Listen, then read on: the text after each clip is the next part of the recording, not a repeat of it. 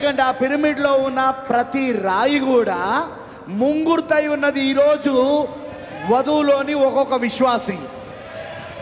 And before he lifts you up, he changes your nature. Man, ఆయన నిన్ను పైకి లేపే ముందు ఆయన నీ స్వభావాన్ని మారుస్తాడు.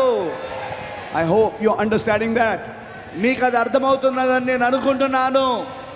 So Enoch knew about anti-gravity. కాబట్టి హానోకుకు తెలుసు ఈ యాంటీ గ్రావిటీ అంటే భూమి ఆకర్షణకు వ్యతిరేకముగా, which the world is still discovering. ఇప్పుడు ప్రపంచం ఇంకా దానిని కనుగొంటూనే ఉన్నది. But God had set these laws.